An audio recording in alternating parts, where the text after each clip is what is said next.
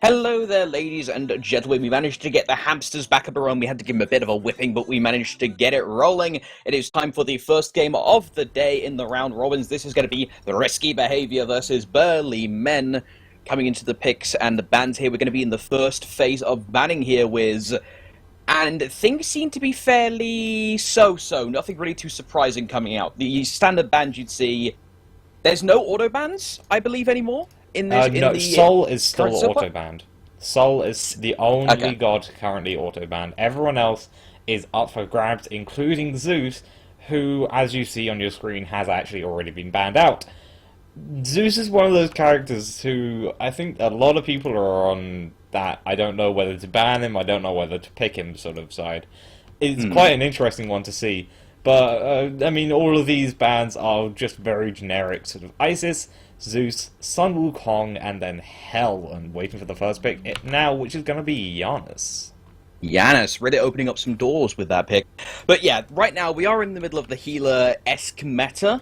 There are ways to get around it, but of course those big either bruisers, while the Bluestone is still effective, Wukong is going to be receiving nerfs in the next patch upcoming. That patch isn't here yet. We're still on the Soul patch, so Bluestone Wukong is still very effective. That's why it was banned out by Riskybehavior. But looking at Zeus, like you said, it's a kind of do I or do I not ban him? On the one hand, he can do literally shocking amounts of damage, but on the other hand, he has no escape, so he could potentially get shut down. But going into the next picks here, it looks like we're seeing some recurring faces, Mr. Zhong. Well, I mean, it's not a face exactly that you want to see, but it is a face that you will see nonetheless. Zhong right now, he got a buff to his base magical protections, a tiny bit of an increase to his base physical protections, but more importantly, he has something like an extra 200 health or something ridiculous later on at level 20 now. So he scales up incredibly well. He's super tanky, he's super annoying. His base protections are actually quite low. I mean, I think his base physical protection is the second lowest in the game, followed only by Poseidon. Indeed. But right now, the problem with that is, although it's sort of one of the lowest, he also then gets one of the highest if you then count his passive. Just because he gets 20 protections from that. It's quite ridiculous, and it does get him very, very tanky early on. Yeah, and bear in mind, of course, that will double when you pop the ultimate, the Recall Demons. Yes. Yes, it does drain the bag, but then you could double up on that with, say, a shell given by either yourself or a teammate. And also we see the Hun Bats as that follow-up pick. That will allow you to initiate on top of the protections quite nicely, because you know you're going to be safe. The enemies are going to be running into the wall scared. And yes, we do see the Geb was picked up third by Riskybehavior. That is going to limit the Zhong a bit, because most Zhong build health. Geb's ultimate does health-based damage, which is going to be pretty key in these fights. What is your opinion on the third pick? The third pick coming out on Medusa, I quite like it. I mean, we do see an Athena ban coming out from the side of Riskybehavior, as I'm just putting that in now. So that's kind of a very nice counteract of sort of, we don't want you to get the free major look combo, but Medusa's quite a good one against Hu as she actually gives she has a decent amount of wave clear, whereas Hu has pretty much nothing. Although he can do some good ricochets, he has to get it to level 9 to be able to mostly take out a wave. He still leaves it on just a little bit of health, even with Bluestone active. So, whereas Medusa are about level 3 of her acid spray, that will clear the wave effectively. So it gives you some really nice poke ability to do it on that side, and it's a very nice matchup for the Medusa. And then just making sure that they can't capitalize on that by banning out the Athena. Although on the other side, Burly Men actually do have a very interesting ban of Nemesis.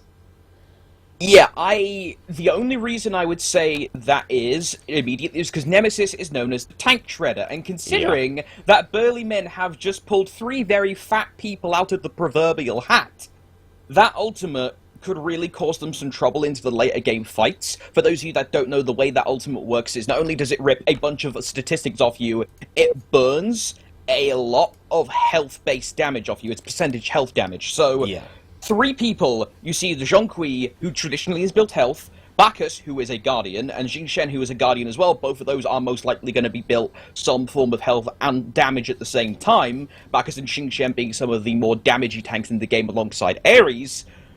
That Nemesis could be a problem, but Riskybehavior opted to go with the tier Guan Yu last two picks here, Wiz. I like the fact they went with the Guan Yu for the protection shred. Yeah, and although you can't see this in chat, we know that Guan Yu will be in the jungle, Tier will be in the solo. That is what's happening, just so you know. We know what the players are and we know where they're moving. So that's what that's where that's going to be. One thing I wanted to say about the fact that Nemesis will shred, it shreds percentage protections, percentage health, and percentage movement speed. So it does quite a lot there. However, Huyi's Mark of the Crow gives Huyi percentage pen. So yes, at level 5. Yeah, it's 25% quite a nice. It's a tiny bit of a counter. It doesn't seem like much, but it's enough to make it so that actually this could be quite an interesting one.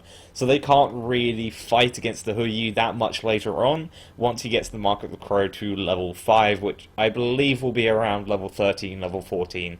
We'll probably see it about then. So they've got to be quite careful about this Huyi, who will start to rip through every single bit of their protections, considering they have the... I think this is what M-Target, one of our other casters and production guy, yeah, he would call this, from the side of Burly Men, the Protect 2.5 comp. So it's sort of, you have 2.5 people who do damage, and 2.5 people who do who are very tanky, and you sort of have this kind of fairly even, whereas usually you see either a Protect 2, or a 2 Protect 3 comp, or a 3 Protect 2. So you have 2 tanks or 3 tanks, and they will protect the 2 damaging or 3 damaging, depending on which one you have. Like that's the way a lot of us like try and get these compositions now. But this one is one of the more interesting ones of the Protect 2.5, because Zhong does a lot of damage. But because of his passive and stuff, he gets very tanky early on quite quickly, and makes it difficult for them to be able to kill him, effectively meaning that he becomes a warrior mage. It's probably the best way of putting it. So he does do a lot of damage, but he also absorbs a ton as well. So it'll be quite interesting to see exactly what happens here. But I believe we should probably go to a quick break just before to make sure that everyone's ready.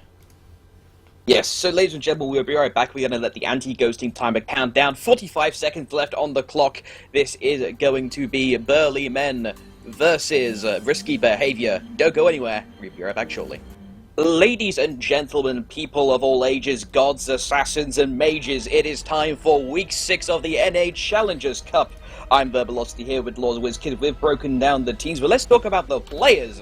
So, for Riskybehavior coming up from the south in the blue trunks, defending the Titan of Order, we have FaymousHate on the Ho Yi teaming up with Wubn on the support Geb. We have XenoTronics in the mid on the Janus, followed up by CrazyToaster, going to be lurking around the jungle with the Bluestone tier. Then we have Skeeledon on the solo lane Guan Yu horsing around. It's jungle Guan Yu and solo lane tier.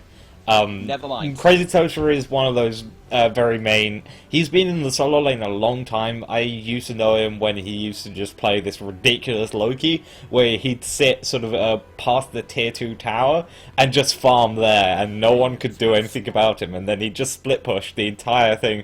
Even though his entire team was losing, he'd eventually win the game, just because he'd taken out all 3 of their Phoenixes, even though they were losing every single team fight in all existence. But, yeah, and then on the side of the Burly Men, we're going to see xLOUx playing Medusa with that new Medusa skin, which looks really awesome. Junipera is going to be the support Bacchus to help them out. Repap is going to be playing Zhong in the mid lane, followed by BootyCallJones on the Humbat in jungle, and WordsQQ playing Xing solo.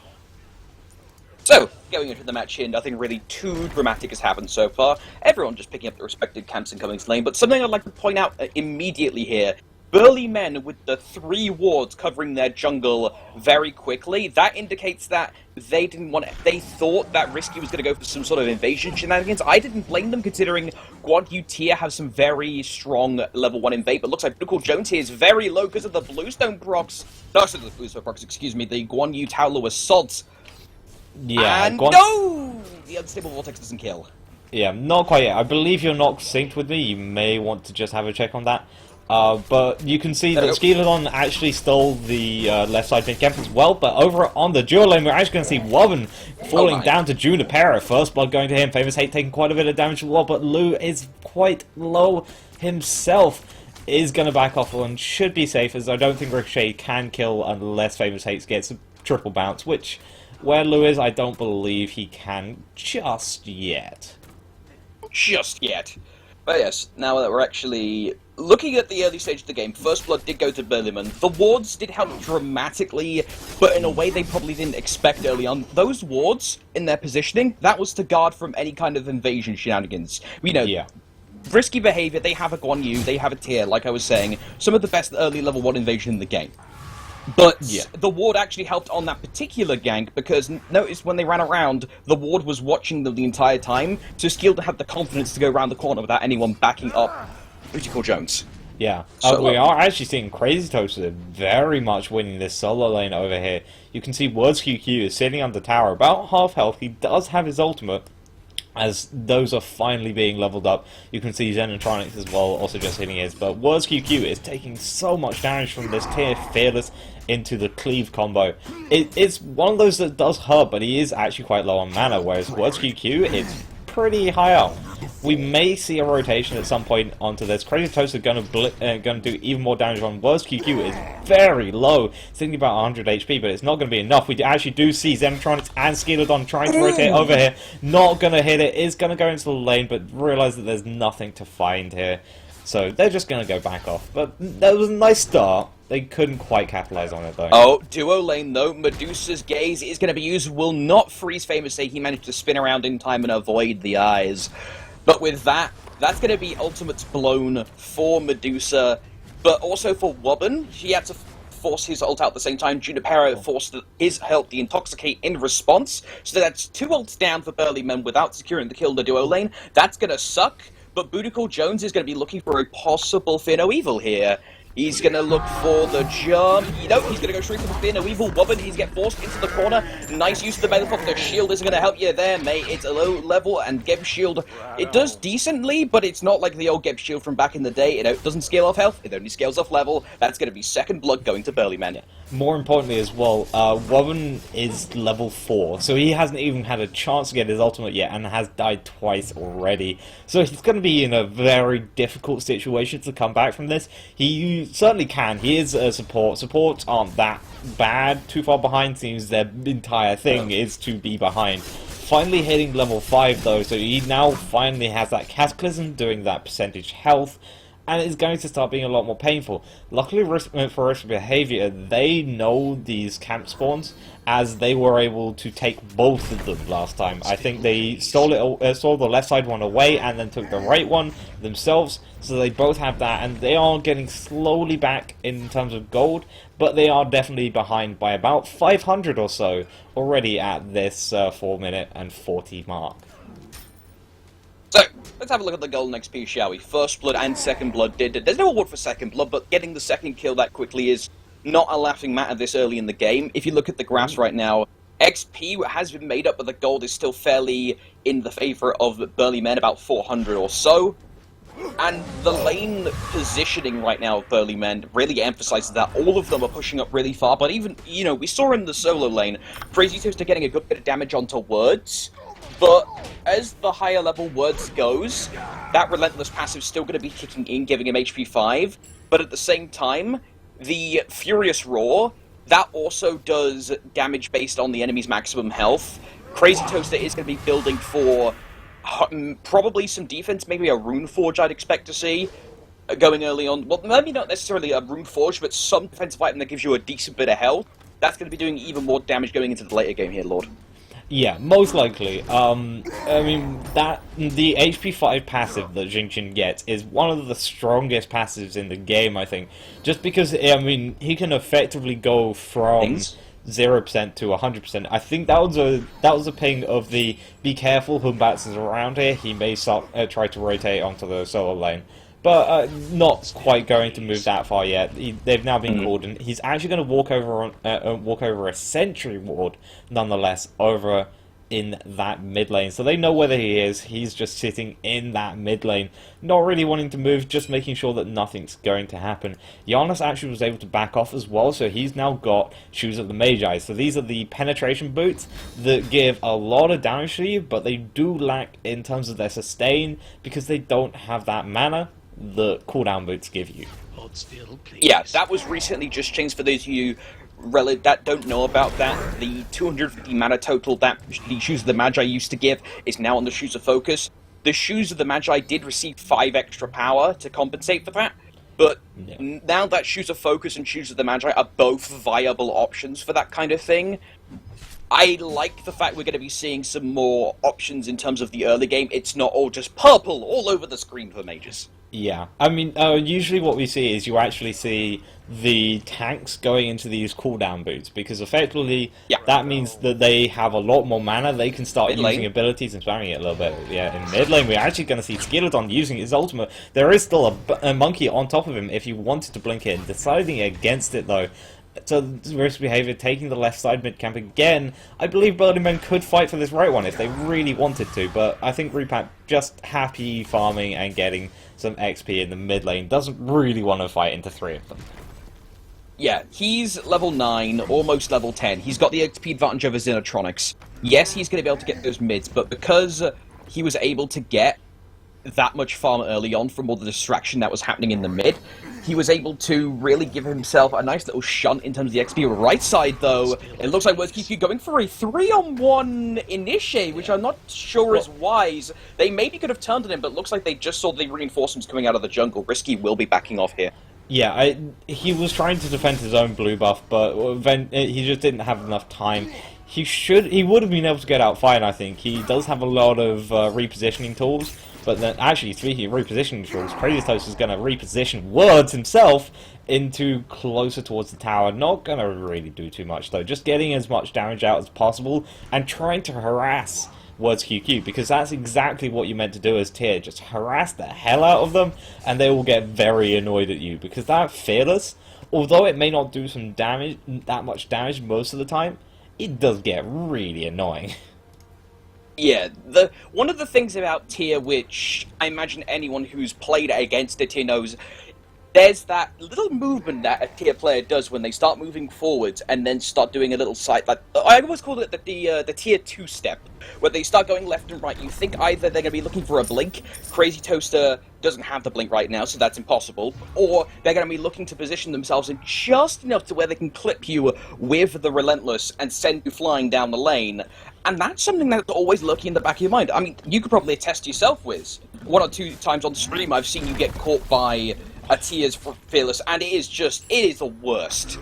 It's just annoying. Like, it's not going to kill you most of the time. It's usually the cleave afterwards, but the Fearless is just that annoying ability you don't really want to get hit by, but you nearly almost always do. But we are seeing a bit of poke going out between these two teams, but they're not really looking for anything direct right now, mainly because they don't have anyone early on. Like, usually we see a god such as Isis, who loves doing these early game gold furies. I mean, they are one of the biggest things that you usually see. So Isis and Ra going for these early game gold furies, trying to get that gold advantage up to make sure that they can then get the item advantage so that they can get the XP advantage, and it just, in general, starts scaling pretty quickly if you do stuff like that. But actually, because most of these guys are late game, except maybe Guan Yu in terms of damage, because he doesn't have any scaling in his tower to assault damage, it's only per level. Actually, CrazyToaster diving into the mid tower is going to get stunned out. We do see Bacchus belly flopping in and going to take quite a bit of damage. He does not have his ultimate, but he is going to be able to get out. We do see Xing followed up. Skeeledon going to beat away that damage. BootyCallJones being chased by XenoTronics isn't going to be able to find the unstable Vortex xLOUx running around the backside. And I think this is just going to be another disengage coming out from the side of Riskybehavior, as they weren't able to take anyone out on Burly Men. Yeah, they really can't afford to risk something like that. Purely just looking at the way this is going right now, it's 2-0. They don't want to lose anything dramatic, and they don't want to gain anything, although Gold Fury is being looked at potentially here. Yeah, and actually going to be leashed away as there wasn't going to be able to find anything. Great Medusa ultimate, followed by Bacchus knockup. Wubn is on no health as well. Zhong trying to chase him with the Ghost. Is the Ghost going to do it? One more chasing him is going to find it. He goes down. 3-0 to the Burly Men. Now Skeeledon is quite low on health as well. The dot is ticking on him. He's going to be forced to back off, sitting about 150 health. He's not actually back yet. I don't think he realized that he hasn't gone back. There we go. Finally realizing. Not going to be able to do anything, but I don't think Burly Men are actually going to have enough health to be able to take out this Gold Fury, so they're just going to go back into the lanes. And that's kind of ironic considering their comp. Their comp is a lot of tanks, so you would think that they'd be able to do it, but because of the raw ranged poke that Risky can provide right now, you know, the triple bounce, as much as we've talked about it, you know, not potentially hitting at the same time, if it does hit, that's going to potentially smack you maybe 3 times, each hit doing 50% more damage, well, the second or the third hit. I want to see how that gets used further into the game here. We don't have anyone on either side that can produce wars like Thor or a Ymir, but that Ricochet combined with the Sunbreaker is no laughing matter. Yeah, I mean, in general, Riskybehavior's composition, they, like I said, they aren't really looking for these early Gold Furies. Burly Men's is looking for these sort of mid-game Gold Fury good fights, and that was about to be one until they had to use the Medusa ultimate to actually clear out enough teamfight, rather than looking for securing the Gold Fury. But, I mean, FaymousHate has probably one of the best ADCs currently at defending the Gold Fury, other than Medusa, because it's the Sunbreaker, meaning like this giant AoE, which actually does do a lot of damage when you get more of the ticks on it.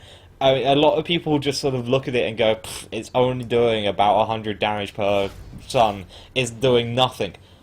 But then you remember that there are 9 suns in there, so it's doing 900 damage overall if you stand in the middle of it. Plus, then you also get the Ricochet, you get the Dive Bomb, you have a whole lot of damage hitting you if you let a Hui do that, so you don't want to. So he has a really good contestation ultimate. He doesn't have any sort of proper good CC on multiple targets, but he has enough to do a lot, give them a lot of problems. Yeah, and right now, we're in the game, 1 minute 37, 1 minute 38 kind of thing, and we are seeing things are mellowed out slightly, mid-camps are going to be started, and I believe the D6's broken slightly, so 1 minute 50, 30 minutes 50, 31, 52, 53. You're about a second ahead of me. Alright, let me slow it down. There we go. 56, 57, 58, 59. Yeah. Oh, looks like the Janus ultimate is going to come out. Yep, Janus ultimate going to come out. Does get the portal, but Repap's going to actually beat that. Gets knocked up by Junipera, but again, there's nothing there to really follow up. This is the problem with the Protect 2.5 comp. You need the other 2.5 to be able to come do damage. Now, I want to propose something. So let's have a look at the builds. So we do see the level 2 Stone of Gaia build, the Emerald Talisman, that gives you some of the passive of the Stone of Gaia being built by CrazyToaster. We're seeing the Rune Forged come out. He's doing tons of damage because of the Blue Forge. He is top damage of the game, 2,000 over the enemy carryable people, especially in Medusa. Do you think that CrazyToaster is going to turn into the main initiation? And considering Wubn's a little bit behind in the lane because he's had to rotate, well, not behind necessarily, I actually correct that. CrazyToaster actually just got ahead because he's able to snag up so much farm and free poke. Do you think he's going to become the main initiator of the team? And Wubn's going to serve more of a secondary? Well, I mean, this is usually what you see from a tier of... He always tries and beats the main initiator. Speaking of initiation, though, he is going to miss the Fearless as BootyCallJones walk towards him. He wanted to try and get that. Forcing the blink away, though, is the Xing, just to make sure that he doesn't fall. Because, actually, that would have really hurt CrazyToaster team. As there was a lovely Bacchus and Zhong Fat Man coming around. But the Golf Fury has been started by this Riskybehavior. It's on about 50%. Skeeledon's going to use his ultimate, trying zoning out for Lou and Junipera. Repap going to force his ulti. And in comes the 9 Suns you mentioned before. Don't ask where they got the other 8. BootyCallJones is going to pick up Skeeledon. That's going to be the second death of this Medusa going down before.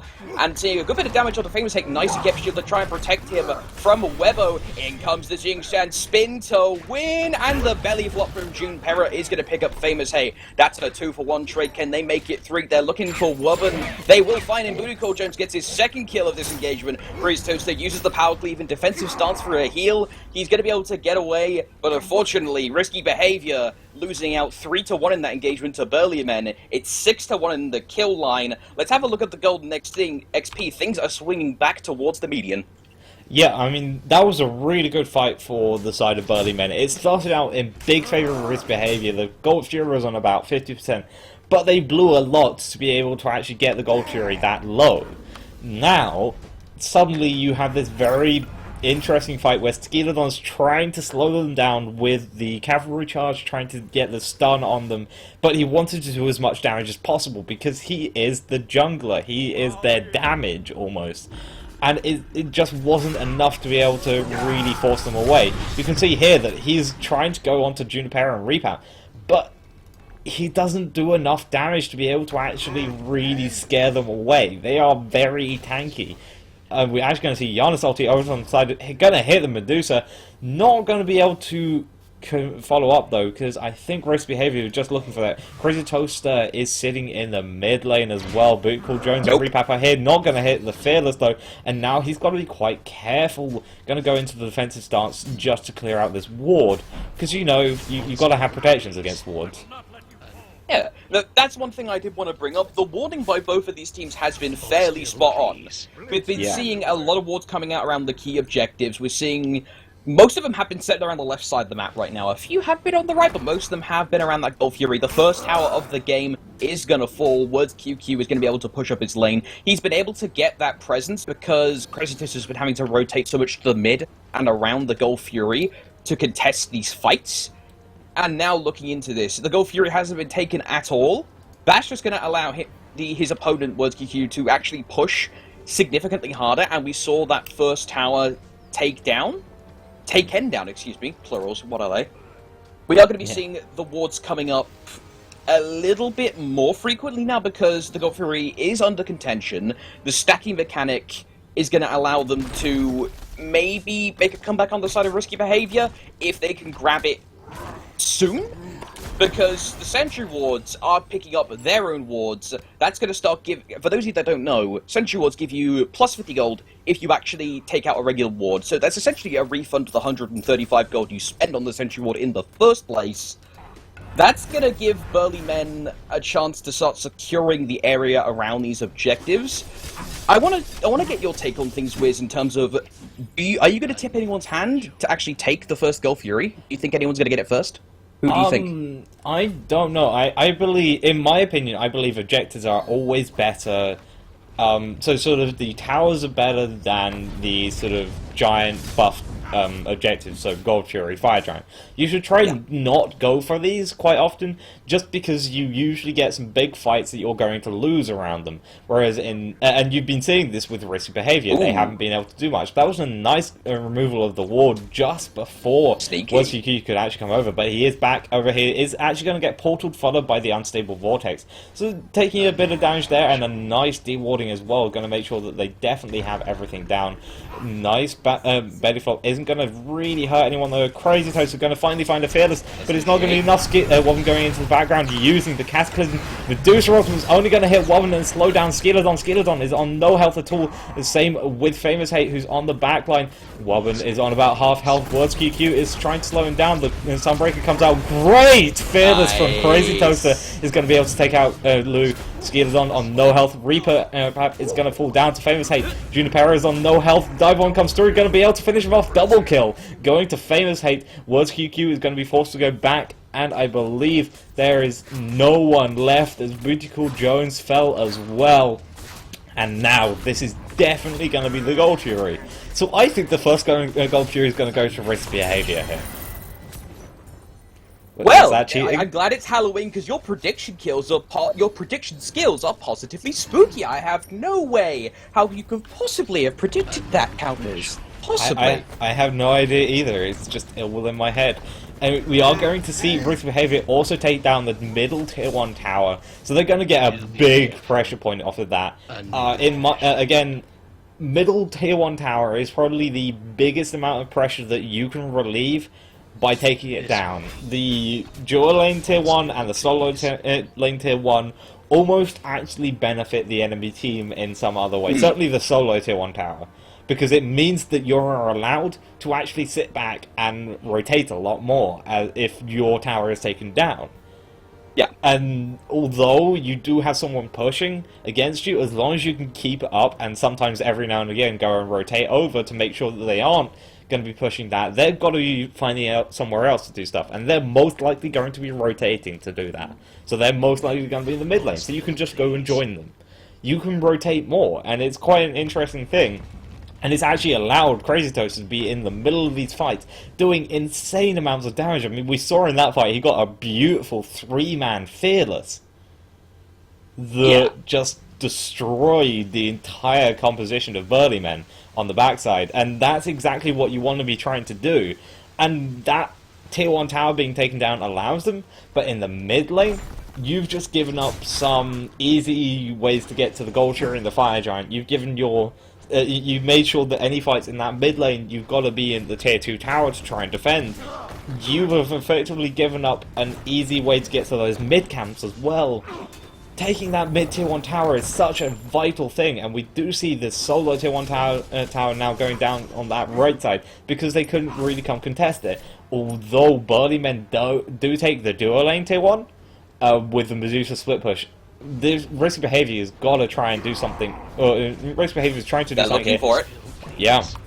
Maybe, yes, there's the Bacchus, but that is going to get beats down. Recall Demons is going to pop double protections. Nice Cataclysm by Wubn. That's a 3-man. Fear No Evil is going to be mostly avoided apart from Janus. He gets through the wall. CrazyToaster is going to find Repap. Goes back through the wall with the Fear No Evil. XenoTronics trying to get away back into the main bulk of the fight. Nice knock up there by WordsQQ. He's going to be forced to retreat using the leap. The double leap, I should say. Junipera is going to be picked up? Question mark? Yes, he will by CrazyToaster. Nice use of the knock up to the delay to get Crazy in position for the power cleave. That's going to pick it up. But this entire time, I spy a Medusa split pushing. xLOUx knows he wasn't able to get back to the fight in time, so he goes to try and push a second tower and maybe a Phoenix. He wasn't able to get that. Back to the top right of the map, though, in the current fight, FaymousHate taking a decent bit of poke, but BootyCallJones actually took about half his health there in just under a second. That's one thing that he's going to have to be wary of. He's building no defense. He's opting to go for the more attack-oriented, combat style. You know, instead of seeing maybe the Magi's third item, you see the Death Ray. He wants to emphasize that passive. He is going to be taking a lot of poke from most people on Riskybehavior. Even Wubn, if he hits a point-blank range with the Shockwave, because of the way that scales, it'll do the max damage up at the closest range if he stood right next to him. He's going to take the full brunt of at least 370 damage, which is, you know, as an assassin, you don't have that much health to start with. Yeah, I mean, I forget how much damage Shockwave actually does, and because most of the time you only really get hit about sort of with the last 25% of it or so. You don't usually, you're not usually like right next to them, and you don't get hit that hard. But then when you are, you forget that it really hurts, and it's one thing you've got to be careful of. Actually, CrazyToaster in the mid lane forced to use the defensive Fearless away to try and make sure, as Burly Men are trying to look for these little bits, little picks here and there. Now, you know how we were blowing up saying that Repap on the Zhong, he's going to be very tanky for quite a lot of the early game. Last fight, he got completely blown up with the amount of percentage penetration and damage that Riskybehavior have. He didn't even, he got his ultimate off and that was it. He didn't have time to do anything else before he died. So, this is quite interesting to see how Riskybehavior focusing him, getting rid of that that 0.5 of tankiness and protection. You can see how much damage he is taking in just by poke. That's gonna start hurting. He can't get to the minion wave either to heal, because that's relatively close range with the exorcism. He just gets poked out again. Now, one thing that we must remind people, we talked about the Mark of the Golden Crow. That extra damage also gets applied not only on basic attacks, but on abilities. So, a ricochet, plus the Mark of the Golden Crow, that's going to do the percentage penetration because it's rank 5 on the ability, plus the extra damage from missing health. If Repap's taken a good bit of poke in the first place, that's going to be enough damage to where you had to think carefully, but looks like CrazyToaster didn't get the successful Fearless. Multiple ultimates being deployed here. Guan Yu ultimate comes out trying to stun. Everything's happening. It's absolute pandemonium. Repap is going to pick up Skeeledon. CrazyToaster manages to dive through the line, goes through the portal set up by XenoTronics through space and time. Wubn, in the meantime, BootyCallJones is going to pick him up. Now, Burly Men turn their attention to the Gold Fury. And this is going to be the first one going, the first Gold Fury of the game for them, the second one in the entire game. Although, don't say so soon. Yeah, CrazyJones is actually going to be CrazyToaster is going to be forcing them to do it. Going to get knocked up time and time again, but he is still going to be able to get out. He is on very little health, but it's enough to make sure that he's still alive at least. XenoTronics going quite aggressive, is going to get stunned, and that's him dead. He went a little too far, didn't have enough for anyone to follow up, and now FaymousHate is taking quite a bit of damage as well. He does have his dive bomb, going to get away. WordsQQ following up with that double tap. Repap not going to find the paintbrush, but the roar is going to hit from Words, and that's going to be another kill going. Only CrazyToaster left alive. He doesn't have his ultimate. He wants to go and contest this Gold Fury. WordsQQ is chasing him up, trying to make sure he's saying no. Fearless into the wall, followed by a defensive Fearless out after healing from the mid camps. But this should be the Gold Fury finally falling to Burly Men after quite a long fight there. And now everyone on Riskybehavior is back up, and Repap is definitely going down here. Yeah, oh, maybe he... Yeah, no, there we go. Skeeledon comes in with a Paolo Assault, is going to pick him up. There was an extremely low chance of him getting out of there alive. Burly Men do pick up the Gold Fury. They're forced to retreat, though. Riskybehavior, though, have the positional advantage on this left side because most of Burly were forced to go back. They're most likely going to be able to take at least one tower on the dueling side, this left side here. I doubt they're going to get two, although they may try for it. It will be very risky to do, ironically enough. But taking a look at the Golden XP here, Wiz, just for a moment. Right now, it is in Riskybehavior's side. They had a big lead.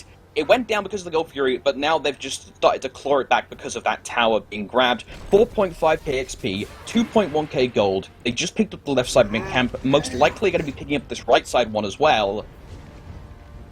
This game has been fairly close, by all intents and purposes. Yeah, I mean, you can see that there was a very big lead before that Gold Fury fight. There was a nice little dip that you can see about the 23-minute mark. It's where Medusa was split pushing on the left-hand side while they were pushing on the right. That's where that dip comes from, and then suddenly you have this giant fight which starts well, but you can see each and every single kill just going towards that neutral, and then suddenly that Gold Fury immediately dropping down and giving a lot of benefits. But we do see a Riskybehavior grouping up quite closer here. Medusa getting caught out? No, just going to be able to use the Lacerate away to make sure that she's going to be safe. But I think Fire Giant is probably on Riskybehavior's minds as we were about 29 minutes, close to 30 minutes into this game already. And it's been quite an interesting one, even though there haven't been that many kills as per se. It's been very interesting to watch. Yeah, it has been back and forth. We did see the Gold Fury advantage and the Gold advantage go towards Riskybehavior. Burly Men claw it back, and now Risky positioning themselves to at least a beta fight around the Fire Giant.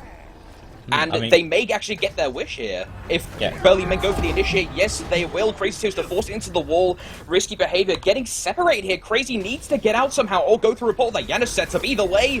And now Burly Men pops the Medusa out. Nice Cataclysm, but immediately thrown away by the Xing. Junipera's Intoxicate is going to find approximately actually no, one person. Skeeledon was hit, but Wubn is going to get taken down by the combined fire of Burly Men. Repap getting the kill there. XenoTronics is able to get away by the skin of his robotic teeth. That's going to be a 1-for-0 trade so far in this fight. BootyCallJones is lurking around the wall, though. He did pop ultimate. He isn't going to be able to dive tower. The teleport is going to be channeled by Riskybehavior's CrazyToaster. He comes back in, the re-engage is on, and the tower will fall. Yep, it is on indeed, but the tier 1 tower has now fallen, so we're going to have to see exactly what they're going to do. Lou's going to be dived on by FaymousHate, but Skeeledon's going to wreck through everyone. FaymousHate's going to finally fall down. Skeeledon not got much health left. WordsQQ is also very low as well. Repap is finally going to fall to Skeeledon's 3, and now only WordsQQ is left alive. XenoTronics looking for him, not going to be able to find him though. But now we're at the 31-minute mark. It is 12-12 on the kills. The gold is about 3k in favor of Riskybehavior, but only just. And we're going to see XenoTronics ultimate used already. Riskybehavior wants to try and defend this, start this fire giant. WordsQQ is the only person left alive. He has just used his 3. He can't get into this without just walking in there, but he is going to be allowed to. He's going to look for his ultimate onto the side of everyone, but not going to be able to find it. They are just still tanking this, and WordsQQ just can't get into this. Yeah, Words, he may be able to grab this, but it's going to be extremely hard. He does have one teammate coming in. Junipera did not have ultimate to actually, or didn't have the time to pop the ultimate, I should say.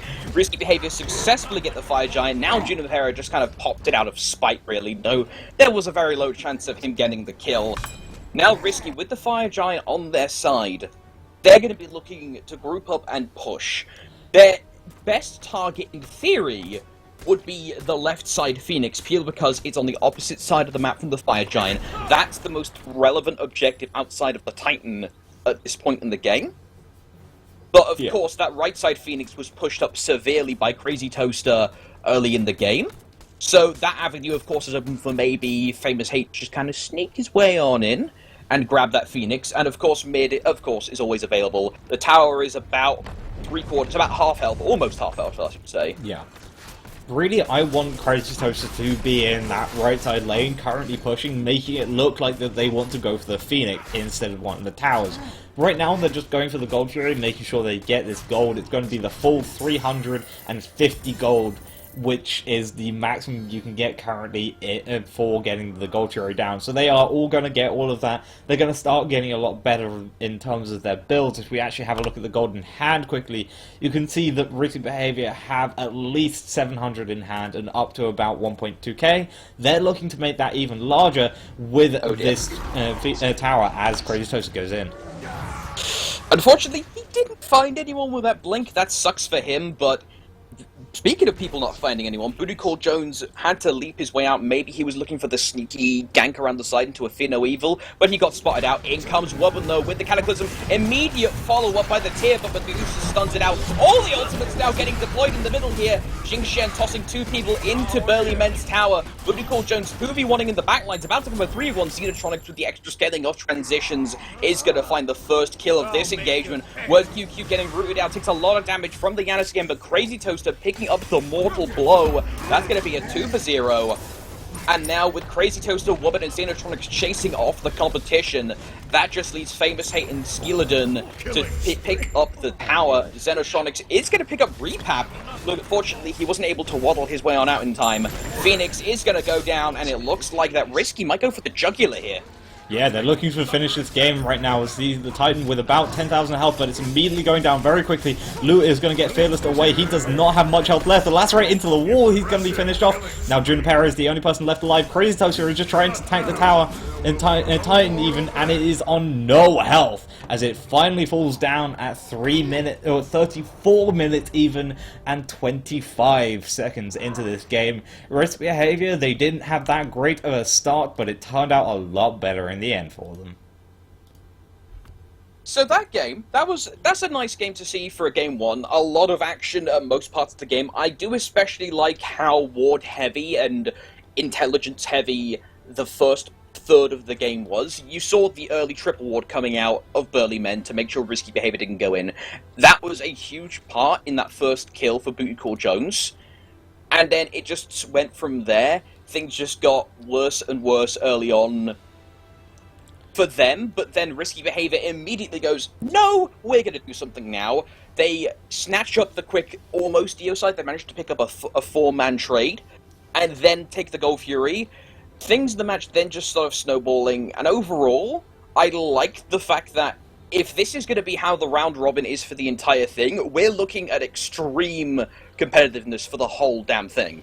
Yeah, this is going to be some very competitive games, as of course the top 8 is only going to be narrowed down to just the top 4, and every single team in this top 8 wants to get that money, as it's going to be a $5,000 prize for first place, and overall it's about $10,500 for the entire top 4, so you really want to be getting into the you want to be getting these wins, as of course you only have 6 games to prove yourself. It is 4 per group. This was a Group A match. We're going to be going on to Group B most likely next time, so just keep an eye on that.